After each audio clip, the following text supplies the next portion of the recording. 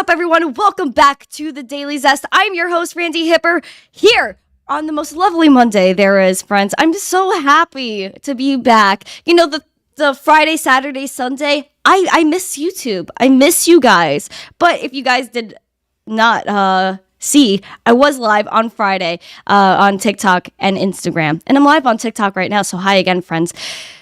If you're here, if you're feeling happy about it being a Monday and getting started with this week, make sure you smash those likes. Make sure you subscribe. Share the stream out with friends so more people can get involved with the news. Again, hi to everyone in the chat. Make sure you say hi if you're in the chat. We always love conversating. We're a very friendly group here. I'm going to say hi to everyone. We got Randy, Ozzy made it today. Colin, nice to see you guys. They were conversating for a while. We got Philip. Marky Mark made it to the stream. Bullduck, GM, No Noel. Thank you for smashing that like button. I appreciate you. You're always here with the positive vibe, so thank you for that. We got Adam here. Nordy guy, nice to see you. Aw, so many friends. Thank you, Lee, for smashing that like button. Cardigan, nice to see you. You made it. Lucas, what's up? What's up? Crocodile Dundee, nice to see you. What's good? I'm chilling. How are you? Flat Smack is here. Robert's here. Hi to see you, too. Thank you guys so much. Wow, we got AC Hook. Derek, hi. It's been a pleasure chatting with you the last few days. Where were you chatting with me? Because I don't remember. If you were chatting with an imposter on social media, make sure you watch out for that. John Germain, nice to see you. Again, friends, there's so many people coming in. Smash those likes, share love. We're getting into the stream. Okay, I don't want to waste any time. I want to get right into the nitty gritties of the show. Let's get after it. Okay, as always, we start with the crypto markets. We talk about what's going on. We had a bullish weekend for crypto, yet we had a little bit of a pullback, which is okay. You know, number can't go straight up. This is not like, you know, a fairy tale out here. We gotta be realistic. Speedy, thank you for your rose. I appreciate you. Friends, please answer in the chat if you're still bullish or bearish on Bitcoin. And if someone gave you one Bitcoin, answer the poll, friends, in the YouTube chat. If someone gave you one Bitcoin, what would you do? HODL it or paper hand it and sell it? Let me know your thoughts. Again, Bitcoin right now sitting at $23,194, down to 1.68% in the past 24 hours, but still up 1.34% in the past week. Over the weekend, Bitcoin was quite spicy. Where is it? Okay, there it is. Bitcoin had hit the highest price since mid-August. Big Cheds did put 23,860, but I did see higher than that on my charts over the weekend. I saw 23,978, I think it was. So we were just under 24,000. We were almost going to hit that, friends. It was within reach. But we just couldn't make it there. And that's okay, because again, we had a really nice run up to this point, and number can't always go up. That's not realistic. Again, Ethereum had a nice run over the weekend as well, retracing like Bitcoin at $1,584.83, down 1.84% in the past 24 hours, down 2% in the past 7 days. Now, Litecoin was so spicy over the weekend. $97 Litecoin. People were so hype on Twitter. People were like, oh my gosh, we might hit $100 Litecoin, which I think eventually will happen, yeah. But we did not see that this weekend. Right now, retraced Litecoin, because again, number can't go up all the time. $92.46, down 2.95% in the past 24 hours, up 3.28% in the past 7 days. So again, we saw some price action over the weekend. It was a bullish weekend for crypto. We did have a little bit of a retrace. What are you guys thinking in the chat? I wanna read your thoughts. Marco, nice to see you. You made it. Crypto Carnivore, nice to see you as well. Chad, was wondering if I should move some Bitcoin over to ETH for the upcoming bull. Interesting. A lot of people are thinking, whether they're thinking about the gains, and that's crazy. Oh, Speed, thank you for the hat and mustache on TikTok. I love those things. As always, we got Elon Musk. Wait, what'd you say? Marky Mark, I started buying Litecoin at $59. Go off. I think the lowest of this cycle was, $40 or something like that for Litecoin. And look where it is now. A lot of people literally underestimate that thing. But we'll have some Litecoin news later, actually. They came out with something spicy. But we're going to get to that, friends. We have a lot of spicy news over the weekend. Elon Musk, again, with the Twitter files. He didn't write the Twitter files, of course. But he's obviously in charge of having this be put out. There was the Twitter Files number 15, titled Move Over, Jason Blair, Twitter Files Expose Next Great Media Fraud. And again, this is all about the Russian bots, Russian collusion. And of course, Elon's not happy about it. He's promoting free speech. He says, shame on MSNBC for misleading the public. He then tweeted about this whole thread was kind of about Hamilton 68. It was, kind of handling the narrative, I guess. And he wrote, an American group made false claims about Russian election interference to interfere with American elections. So again, big, bold statements about this, calling out the Associated Press. And Elon Musk still going off, promoting free speech, wanting to be the new news. Why not? I mean, the community comes out with the best stuff anyway, right? He put up a meme, you're not addicted to Twitter, you're working. I feel like we all do that a little bit. We're just researching on the Twitter while we're just getting involved in some crazy drama, because we do know, friends, that there was crazy drama over the weekend. And speaking of drama, the government has drama. Everyone's got drama in their lives. To be honest, he posted a meme 13 hours ago about 4 signs you're bad with money. You can't balance a budget. You have to take money from others to pay your bills. You lend money before paying your bills, and your debt is over 30 trillion. Wonder who's calling out there. Friends, we know things get complicated when it comes down to money. And we know that the most, probably because we're in crypto. All of diamond hands. Of course we have diamond hands. We have to have diamond hands through all of the FUD and all of the crazy people that come and go, man. Yeah, come and go. Thank you for that. Good morning to you, friend, on TikTok. Friends, I can't even tell you. The FTX contagion, the saga, it's continuing. I feel like, there's always just new stuff coming out about SBF, FTX. I'm tired of him. But anyway, he remains to be relevant in this case. The DOJ claims SBF tried to influence witness testimony, asks for communications ban. This is pretty spicy. We know SBF likes to use Signal.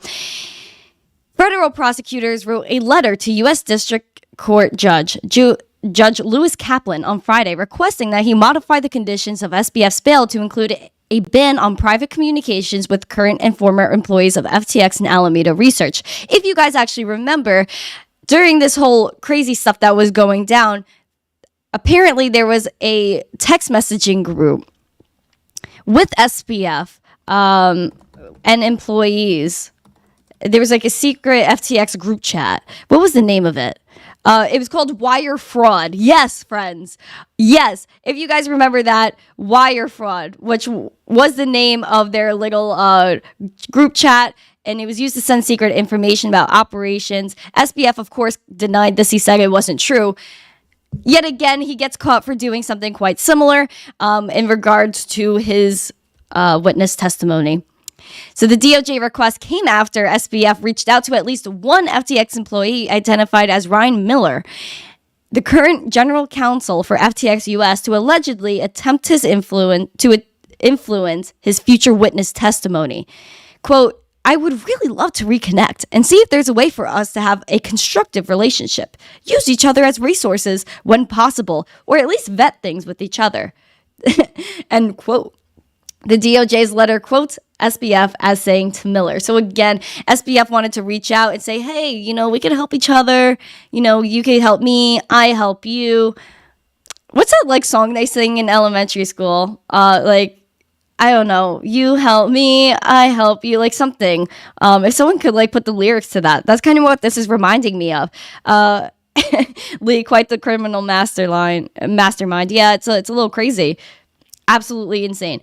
Anyway, prosecutors said that SBF's message was a thinly veiled attempt to influence his testimony, which is described as particularly concerning, given that Miller's firsthand knowledge of SBF's conduct around the FTX collapse. So they participated in Signal and Slack communications during the relevant events of November 2022. So again, there have been conversations.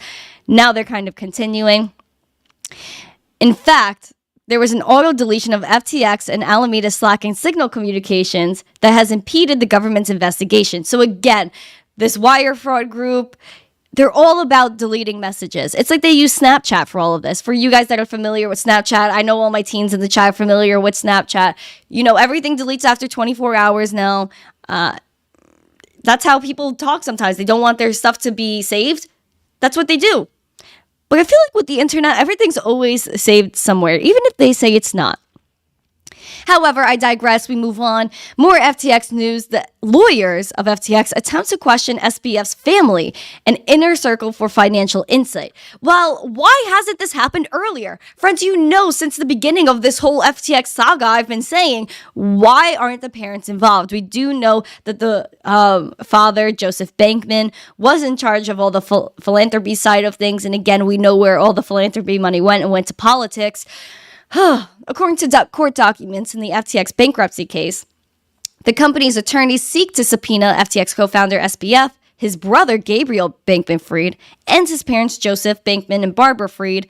Additionally, the lawyers intend to question some of SBF's top deputies, including FTX co-founder Gary Wang, ex-Alameda Research CEO Caroline Ellison, the former chief operating officer Constance Wang, and the exchange's former director of engineering Nishad Singh. Interesting. So they're kind of pulling everyone in. Meanwhile, Gary and Caroline already kind of took deals. FTX attorneys pushed for subpoena.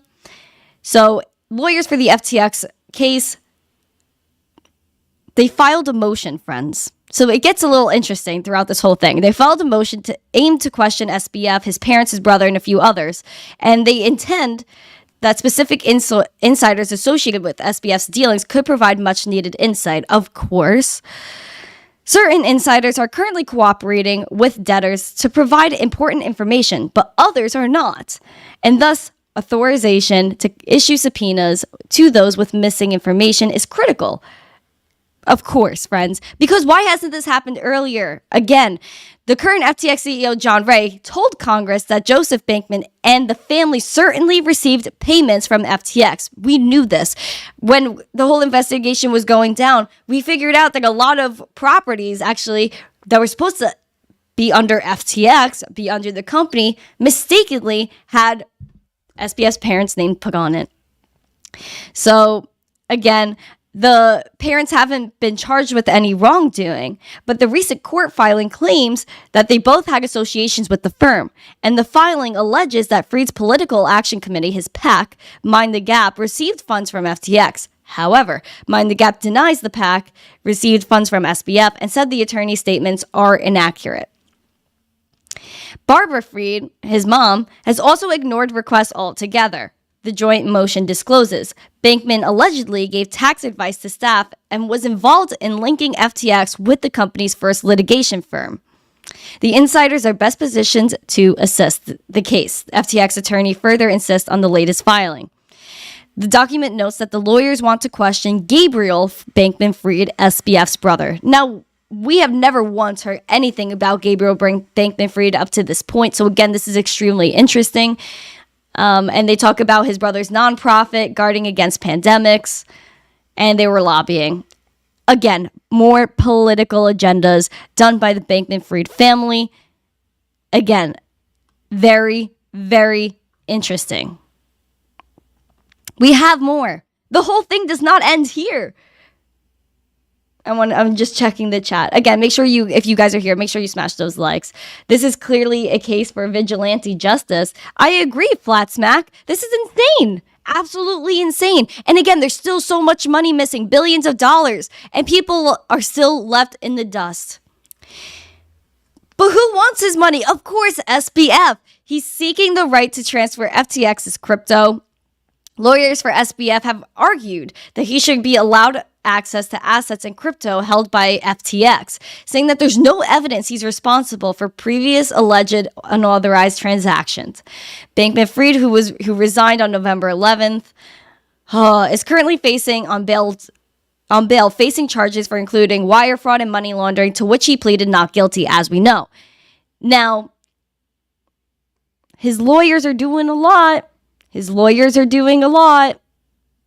They must be busy, his lawyers. Nearly 3 weeks have passed since the initial conference, and we assume that the government's investigation has confirmed that Mr. Bankman Fried has said all along, namely that he did not access and transfer these assets. Of course. Of course. Now, we do know that they tried to reach out to Ryan Miller, who we just discussed, was a potential witness in the case, but his testimony might have been skewed by SBF, being that SBF wanted to work with him and say, hey, bro, it's okay, let's help each other. Requiring Mr. Bankman Fried to include counsel in every communication with a former or current FTX employee would place an unnecessary strain on his resources and prejudice his ability to defend the case, Cohen said. Many of these individuals are Mr. Bankman Fried's friends. Imposing a blanket restriction on his contact with them would remove an important source of personal support. Okay, so now SBF's lawyers are saying, okay, let him talk to everybody. There's going to be no wrongdoing there. Do we believe them? Do we believe them? Blockchain Bray, do you believe everything going on with FTX? I don't. This is crazy. How is he even allowed to have a Substack? He's on his Substack. He's writing articles. It's absolutely berserk. And, even if he donated to a little charity, right? But that's under UK Probe, an SBF-backed charity. In trouble. The Charity Commission for England and Wales is probing the Effective Ventures Foundation, a charity backed by SBF. The inquiry will investigate the extent of the risk to the charity's assets and whether the trustees are complying with their duties to protect the assets. The charity reported FTX's bankruptcy as a serious incident because of the significant funds it had received from the exchange's philanthropic arm. There's no indication of wrongdoing by trustees at this time. However, there are indications of potential risk to charities' assets, and the inquiry has been open to establish facts and help ensure the trustees protect the charity's assets and are running the charity in line with their duties and responsibilities.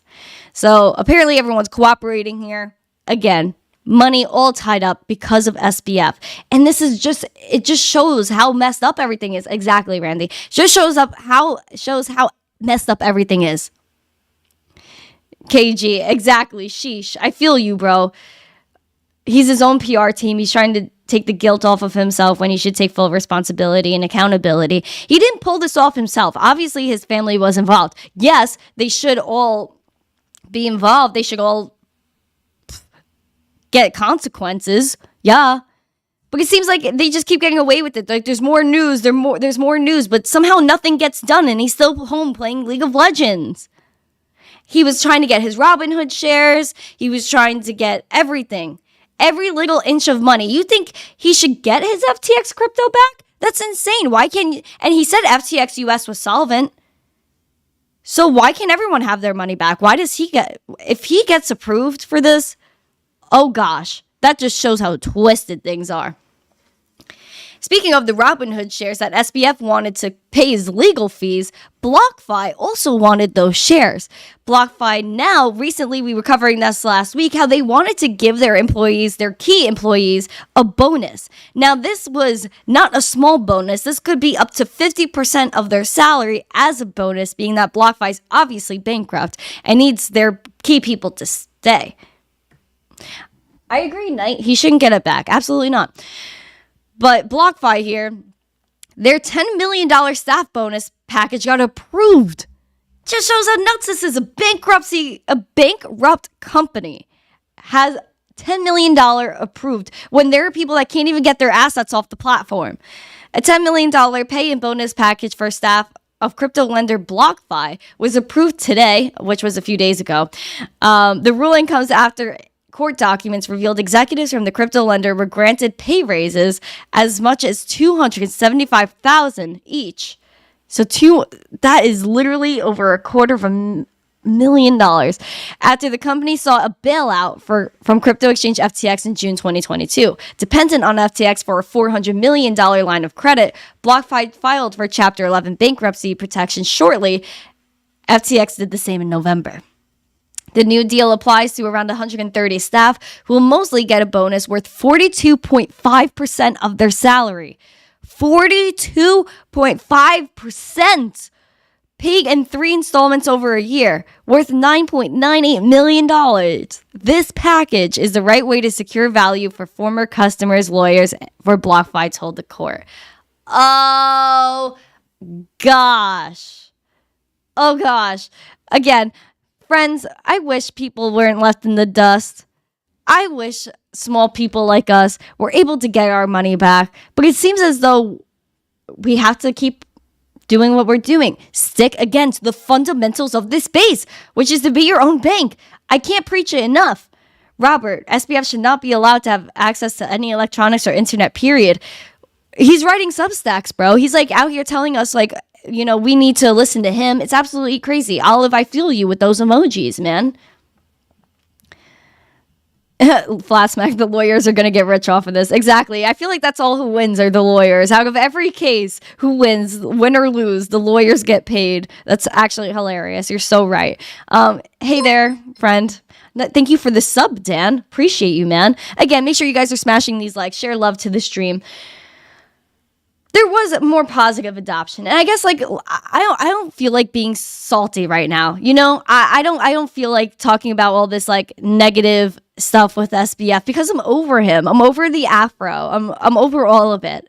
You know, I feel like he should just stick to his thing or be in jail or something. Like help people out, give people their money back. You know what I mean? I don't know. On Capitol Hill, Bitcoin is becoming more relevant. Senator Ted Cruz wants Capitol Hill vending machines to accept crypto. And not just vending machines, I believe restaurants and all vendors on Capitol Hill.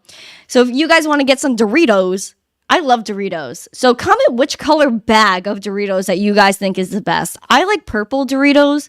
Like, I know the red is the classic, but the purple Doritos, nothing like those. Amazing. Anyway, Ted Cruz is proposing vendors actually requiring them on Capitol Hill to accept crypto as payment.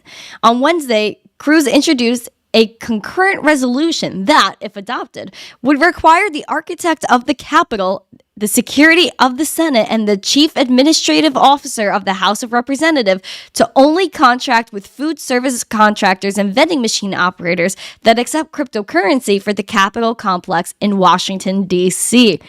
A boom. The text of the resolution was not available on the Congress's website at press time, and representative for the one-time presidential candidate did not immediately respond to CoinDesk for comment.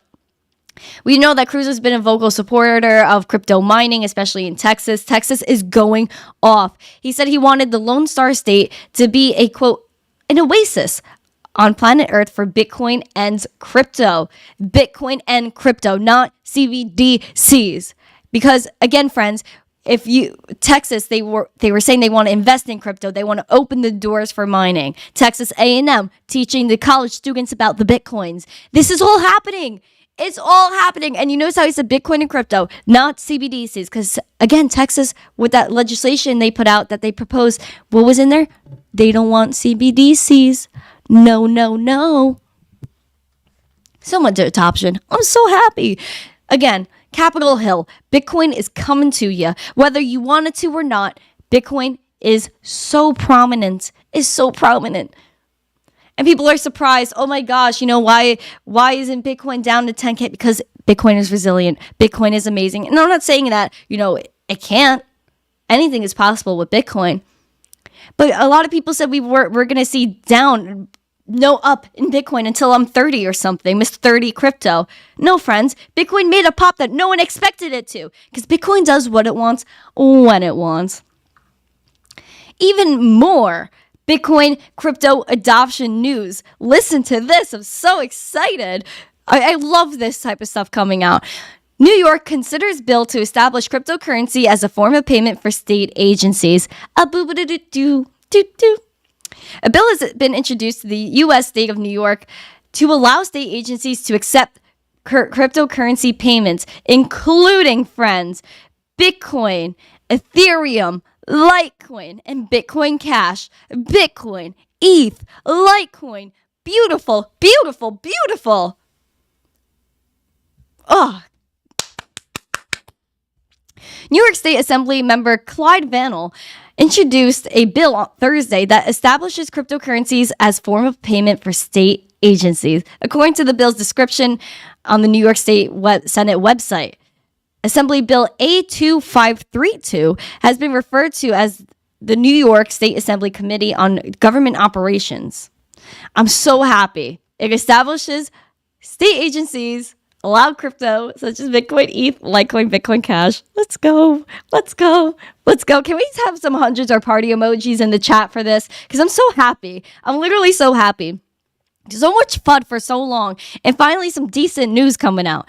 The bill seeks to amend New York State's finance law by adding crypto as a form of payment. The legislation defines crypto as any form of digital currency in which encryption techniques are used to regulate the generation of units of currency and verify the transfer of funds, operating independently of central bank, including but not limited to Bitcoin, ETH, Litecoin, and Bitcoin Cash.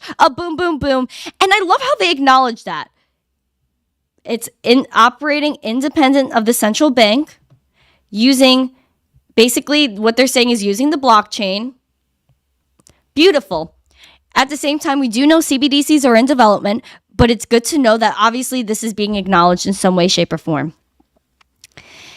And the bill proposes authorizing state agencies to enter into agreements with individuals or entities to accept crypto as means of payment fines, civil penalties, rent, rates, taxes, fees, charges, revenue, financial obligations, or other amounts, including penalties, special assessments, and interest owed to state agencies. Please. Oh my gosh. Now, a lot of people, when they come into and they're like crypto haters, they'll be like, oh, I can't pay my rent in crypto yet. I can't do A, B, and C. Well, friend, we're still early and this is happening. There's a bill right here for you to pay your rent, your taxes. You get a ticket because you're parking in the middle of the street in Manhattan. You're triple parked. Well, you deserve it. Freaking ticket at that point because you're blocking the street, buddy. Now you get to have to pay your taxes or your whatever, your fee in Bitcoin. That's what's going to happen. You're going to lose your Satoshis because you're triple parking in front of the Shake Shack in Manhattan. That's what happens. I actually do have a Shake Shack snow globe. So shout out to Shake Shack for sending that to me. Again, crazy stuff. Adoption that needs to happen. I really love this. I love this part. I love this part. Means of payment. Very legitimate. Obviously, if crypto really was so bad, then they wouldn't do that. They wouldn't do that. I love it. I think Go Flatsmack says something. Landlords who start accepting crypto will be ahead of the game. Absolutely. Absolutely. No doubt about it. Some already are because they own the property, like anything besides that is just, side revenue. Heavy on our hearts, though. Bored Ape Yacht Club, their co-founder, did step down. He said he has congestive heart failure.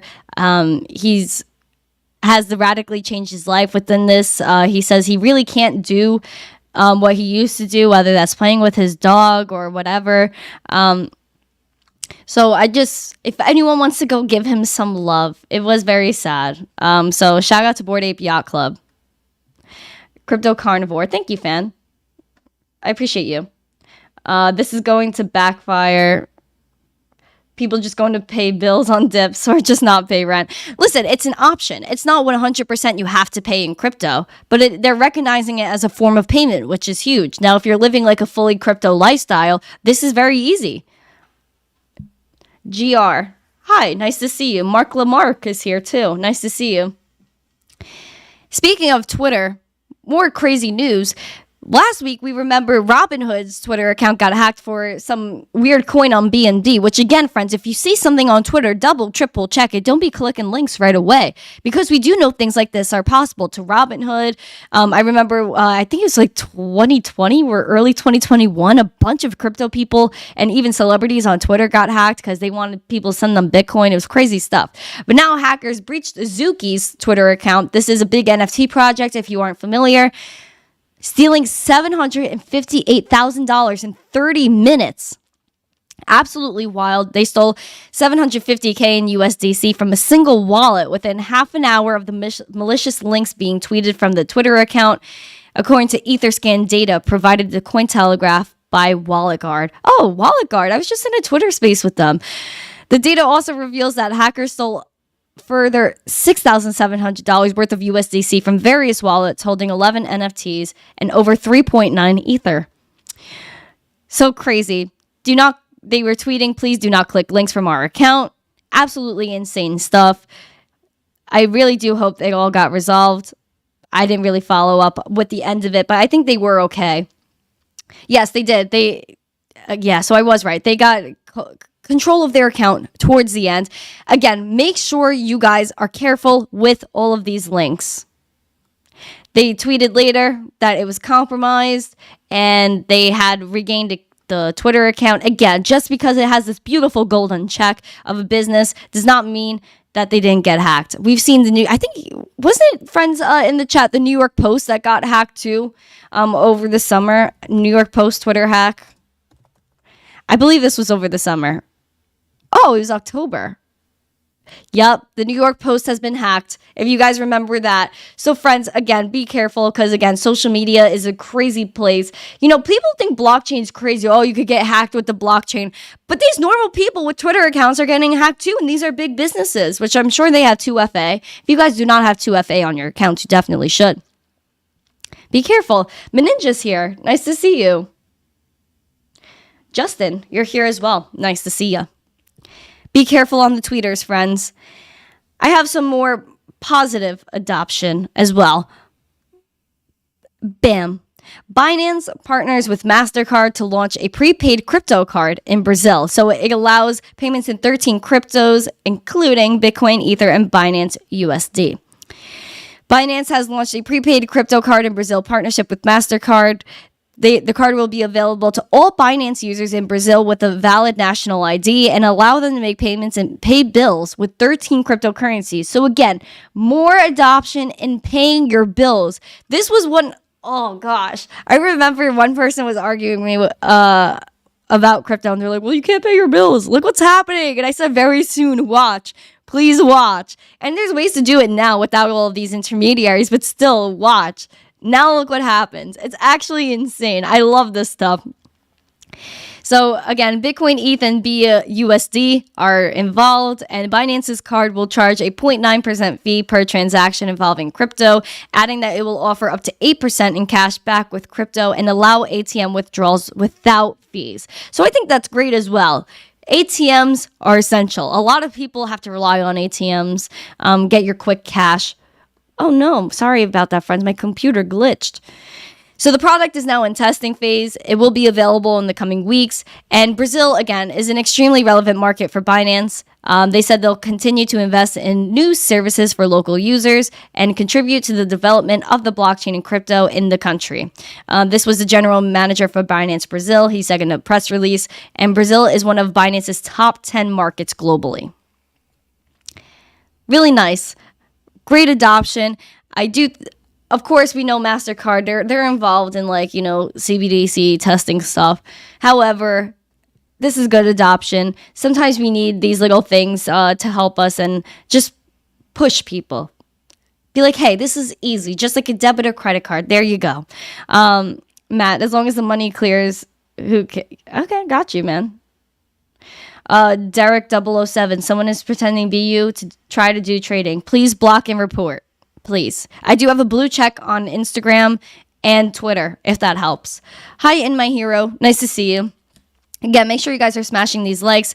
We have more adoption news. Litecoin. We do know the Litecoin Card has been around in the US for, I think, 2 years now. Now it's expanded to Europe. Again, great to see it. Visa, anywhere that accepts Visa will accept this as well. Thank you, Type Crow. I appreciate you $2 super chat. The Litecoin Foundation, working with Unbanked, has offered the Litecoin Card to residents of the U.S. for more than 2 years. Now the foundation, with Unbanked and MasterCard, announced the Litecoin Card program will be made available to residents in the UK and Europe, reaching approximately 84% of Europe's population. Again, we know Litecoin is one of the oldest, trustworthy, and most used cryptos on a global scale and was designed to provide fast, secure, and low-cost payments. By having MasterCard specifically for EU residents, it will give those customers more ability to spend Litecoin across their global network at MasterCard. So happy to see it. Litecoin is so freaking zesty. And that's what people don't understand. Litecoin is amazing. Look at all of the adoption that happens. Wherever there's a lot of Bitcoin adoption, what is there as well? Litecoin. Period. Period. No downtime. 100% uptime for Litecoin for 11 years. Not even Bitcoin can say that. It's cheap. Scarcity. 84 million Litecoin that will ever exist. Beautiful. OmniLights. MWeb. Privacy. Sound money. Litecoin. Wherever there's Bitcoin listed somewhere, Litecoin's there.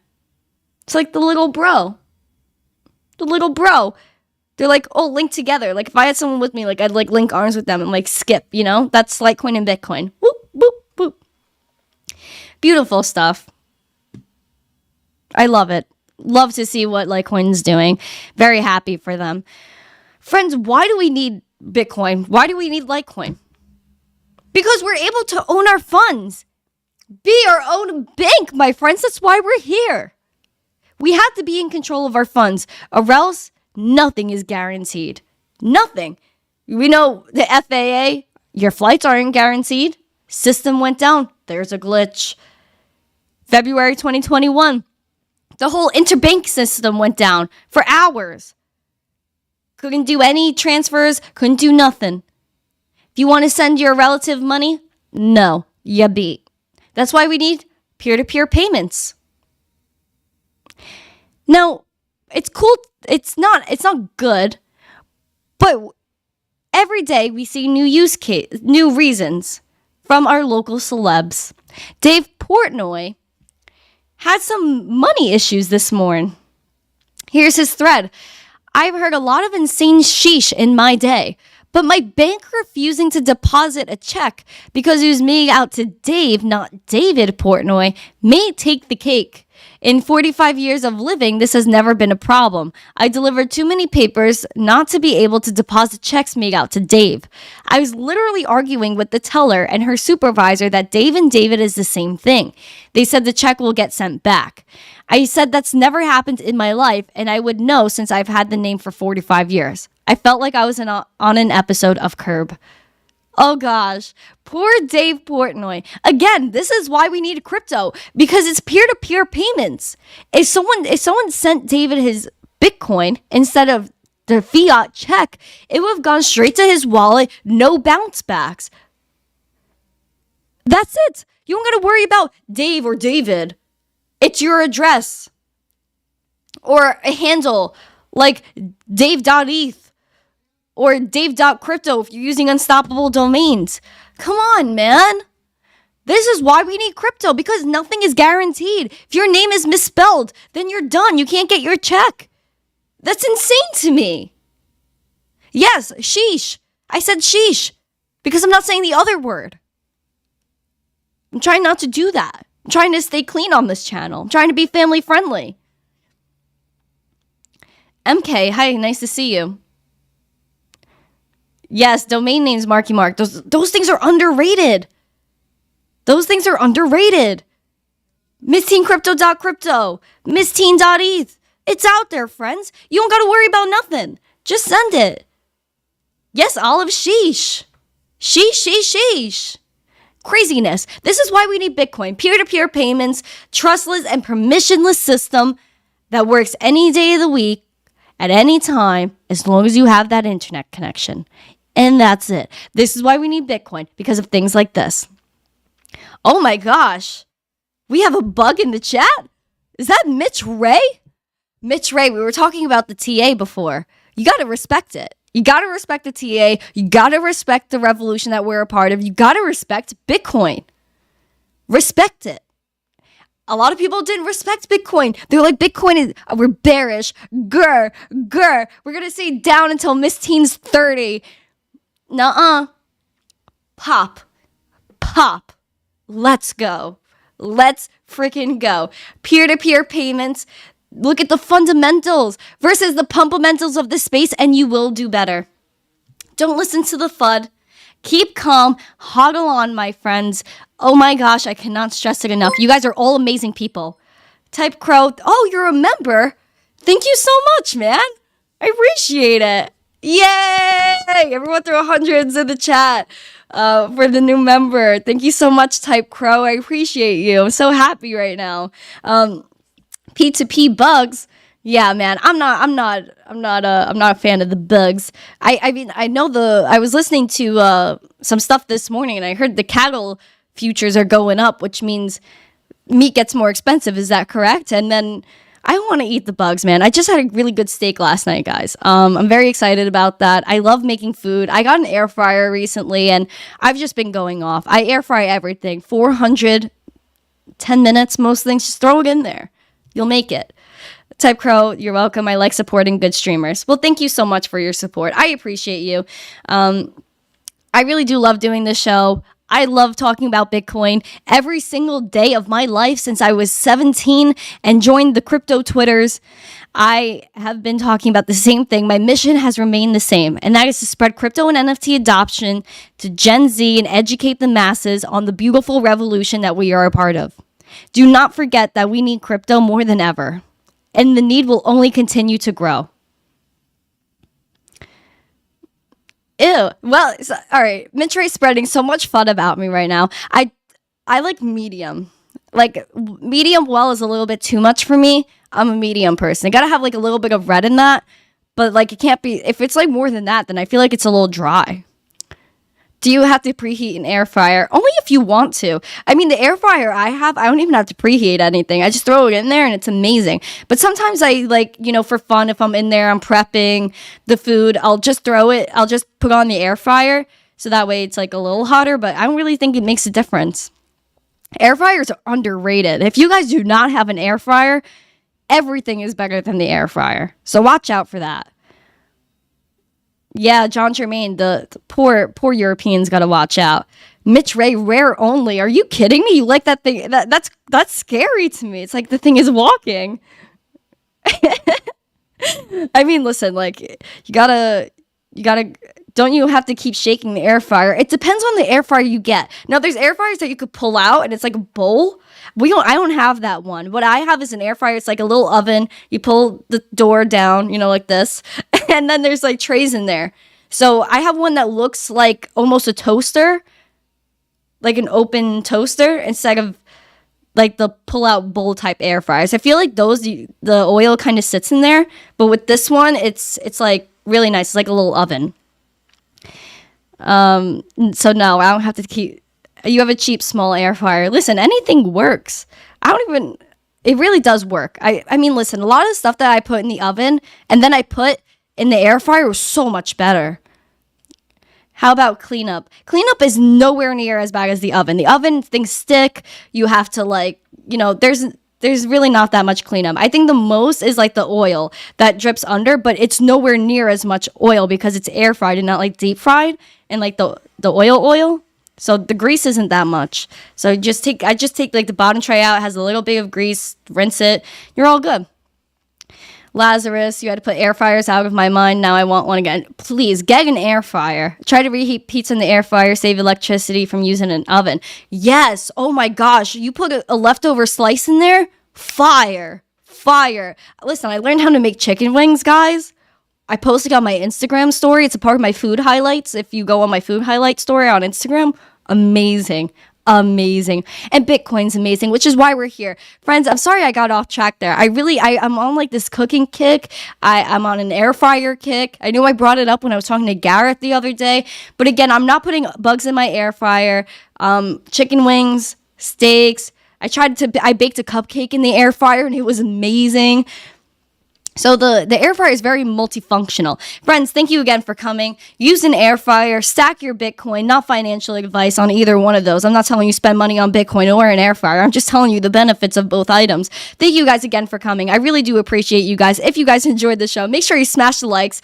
Share the stream out with friends. Subscribe, but please subscribe. Hit those bells. Come on. Hit those bells. Hit the like. Hit the subscribe. Let's go. And also, comment after the stream if you're going to get an air fryer, if you like Bitcoin. Tell me all your thoughts. Thank you so much. I really appreciate you guys. Have a great day. I'll see you tomorrow at 12. Have a great day. A happy Monday. And as always, stay zesty. Peace. think I gotta go eat now.